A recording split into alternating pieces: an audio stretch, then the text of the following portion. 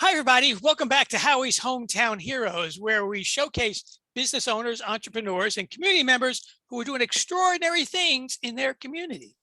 Today, we're in Center Moriches, New York, on Long Island. You know, there's like 5 Moriches. I didn't know that. And we're here with John Dinkelmeyer.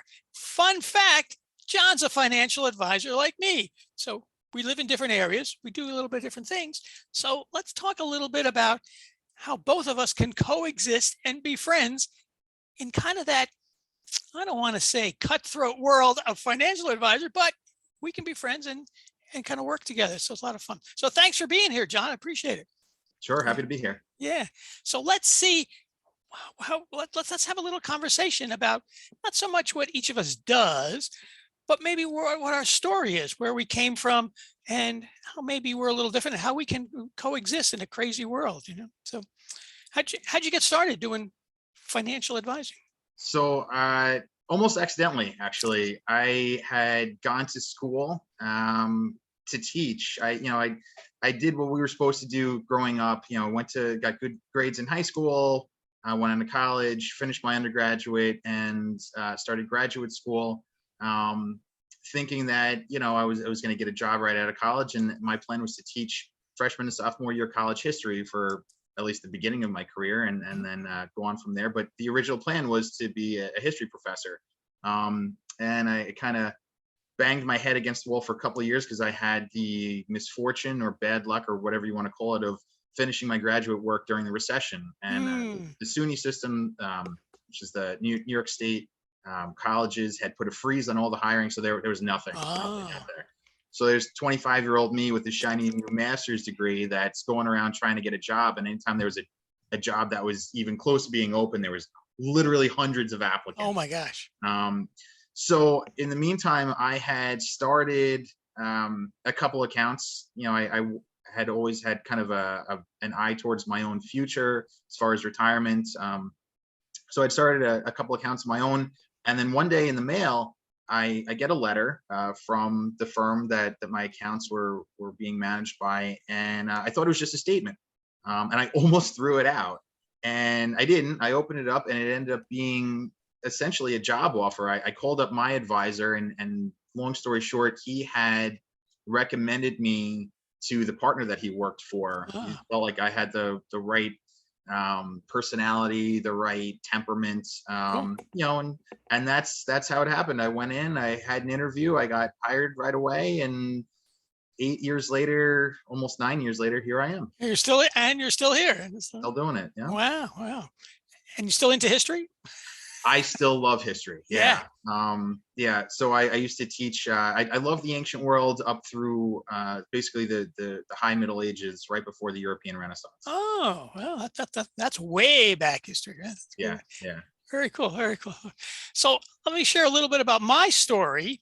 Is that so? I went to Temple University. I had a degree in computer science, and I worked for first couple of jobs I had was for defense contractors. Manage computer networks and all kinds of stuff. So that was going along, kind of okay. It was a regular office kind of a job. I really liked computer work. Very logical, thought-provoking. It's like putting puzzle pieces together to make the computers work. I really enjoyed that stuff. The opportunity to actually start a food service business, of all things, came about. It's a long story, but the point is, we started with that. What I learned quickly in food service was that whatever restaurant it is, whether it's a famous one, big one with lots of fancy food, or McDonald's or a little deli, you open the door in the morning and you make food and you hope somebody comes and eats it. A lot of times you have no control over what's going to happen next. Right? And so we ended up switching to catering, where we do weddings, bar mitzvahs, all that kind of both parties. So it's a little more controlled. You only make food if somebody's ordering for a party. Great. The problem is it's way too seasonal. Now, it's nice in the summer. There's all kinds of parties happening in the summer. Everybody wants a party on a Saturday in the summer. Well, there's a finite number of those, right? Nobody's doing a wedding outside in January. So it was just the craziest thing. Those are the stupidest business models you can come up with. Now, so I was looking for something else to do. And a friend of mine had turned me on to the company that I work with. And what I learned was that the insurance and investments and stuff that I had bought through some friends that I knew, liked, and trusted, right, was totally wrong for me. I didn't have any kind of financial education background, either from school or from my parents. I didn't know anything about anything, right? So I just try to figure it out on your own. Well, clearly I didn't do that correctly either. So what I found out was not only did I have the wrong stuff for me, but the people who I bought these insurance and investments from gave them the biggest commissions. So I thought, oh, I see what's happening here. You know? So I said, okay, this is the thing I'm looking for now. And that was almost 20 years ago. So, we changed everything around. Now we're in a lot better place. But the point is, that was that epiphany kind of moment. So I share that so for me, that was kind of my story. John's got a different story. And, but we all come at a place where we're here to really help people get their financial act together, or either get it together or keep them from getting into trouble in the first place. Yeah, I think that the role of the financial advisor is so important. I had a similar background, growing up, not a lot of education, either whether in school or at home, as far as retirement planning or college funding or even life insurance, the most basic tenets of financial services. And when I got involved, same kind of thing. The first couple accounts that I started, it was kind of okay, I got a brief explanation on it.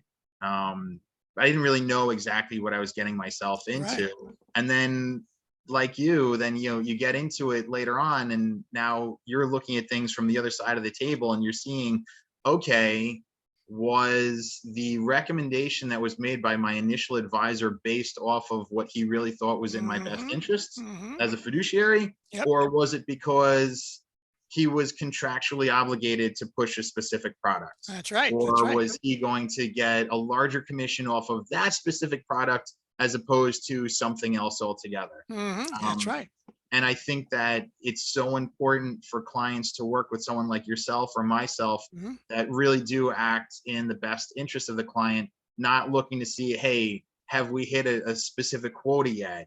Or are we going to make X amount off of this as opposed to X amount off of that? So it really, really is important. And I think, so your story is very interesting and very similar to mine, that you've been on both sides of the table. You've been the client first and now the advisor. And that gives you some insight that maybe the typical advisor is not going to have. I think that's worth a lot to the average client that's sitting down, because it's our responsibility to educate the client, and to do so from the standpoint of somebody that really is looking out for their best interest, not just looking for what's the biggest commission, or am I checking a box that my broker dealer has set for me. Yeah. The thankfully there's some new laws coming into place that kind of put the client first. So we're forced, not that we wouldn't do it anyways, but we're kind of forced to look for the client's best interest first. Yep. The result of that was several years ago, there were some other similar laws that were put into place, and companies, insurance investment companies, went out of business. I mean, they just closed up because they didn't trust the advisors who worked there to do the right thing and follow the rules. Crazy, right? Crazy, yep. Right? Crazy. Yep. Crazy. So that's what's happening at this end. Now, you might ask, so how did John and I get together in the first place? He's the one, I'm here in Hudson Valley. What are we doing?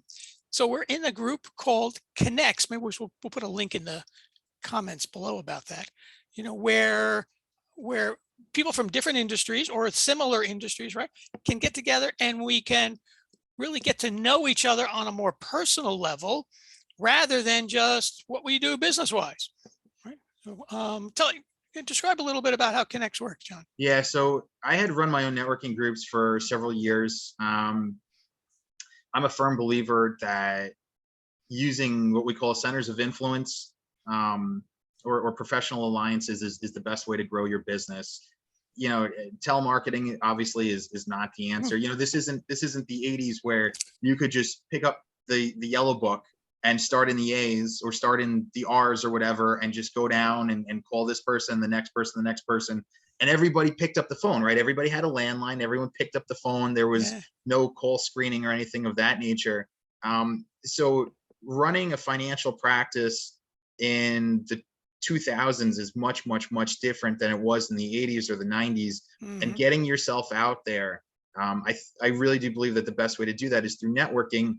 And Connects is a modern version of networking that focuses on relationship building. So Mhm. whereas you might have another group like Latip or BNI, which by the way, there's nothing wrong with those Yep. groups. I've been involved with several of Yep. them, Me too. but Connects takes it a step further and focuses on relationship building instead of, okay, we sit down, have a cup of coffee, whether it's Howard and I or someone else in the group, and we talk about our individual practices. And okay, we've known each other for 5 minutes. Now you expect, to send referrals back and Yeah. forth? Crazy, right? Absolutely not. No, I'm very protective of my clients.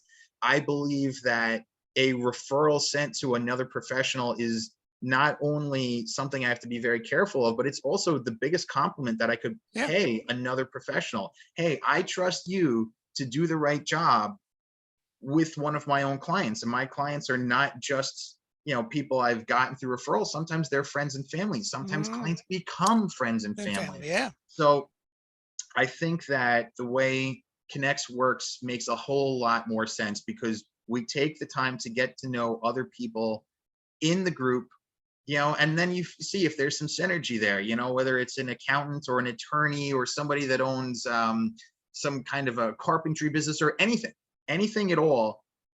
People are always looking for some kind of referral. You see it on social media all the All the time, time. All the time. looking for a recommendation, right? So instead of doing that, so now let's say you did that on Facebook, and I'm sure everyone has seen this happen. So somebody posts looking for a recommendation for a plumber. You could get 8 different names put in Oh there, yeah. right? And maybe you'll have a couple people repeat the same name, and maybe you won't.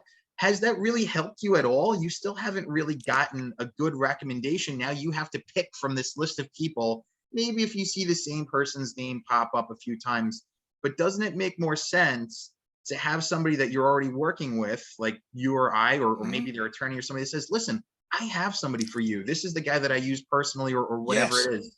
So being able to send out referrals that way makes a lot more sense. It's the best way for an entrepreneur to build their own business. And the way that Connects does it, I think is, it's a more modern way, but it's a more genuine way of doing things. It's Mhm. through relationship building first. And that's another thing that makes it unique is the fact that you and I can be in it together. The Yeah. more classic networking groups like the ones I've already mentioned, you can only have one representative from each industry. There if you and I tried to be in the same chapter of a BNI, we couldn't. Couldn't We'd have to find exactly. another chapter. Be like, whoever got there first got the financial Yeah. advisor seat, and that's it. Tough luck, Charlie. Yeah. You have to find another place. With Connects, one of the things that they understand is even if every single person in the group is amazing at what they do, everyone has different personalities. So there can be people in the group that like Howard better than me or like me better than Howard. It has Yeah. nothing to do with our credentials. It's just for whatever reason we connect better with our Mhm. personalities. Or maybe there's something in financial services that you, Howard, specialize in that I don't have a ton of Yeah. experience in, or vice versa. Like Yeah. like for instance, I do a lot of pension work. That's kind of a niche market. There might be somebody else. Like we actually have a third advisor in our group, Jared Schumacher, and he's out in Wisconsin. Maybe there's a referral that just likes that Midwestern kind of temperament that Jared has.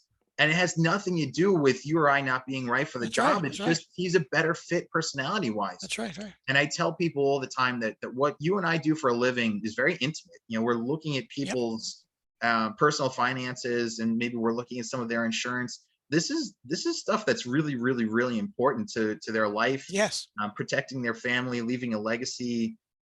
Making sure that they're doing things correctly from a tax standpoint. There's Mhm. so much that goes into financial planning.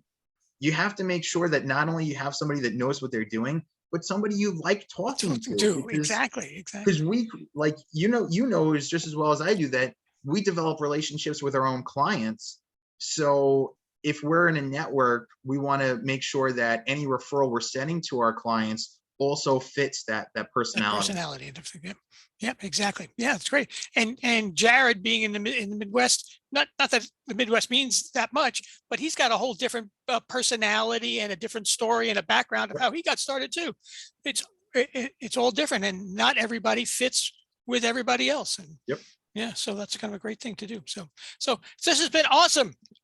Awesome, John. I really appreciate you being on Yeah, here, no and we're problem. I chatting a thoroughly little enjoyed bit. it. Yeah, a little bit different than my usual stories, but I like it, and I think we can get along great, and maybe we'll even meet somewhere in the middle, Yeah, between absolutely. and Sounds good. which Mauritius you're actually at. So you never know. You never know.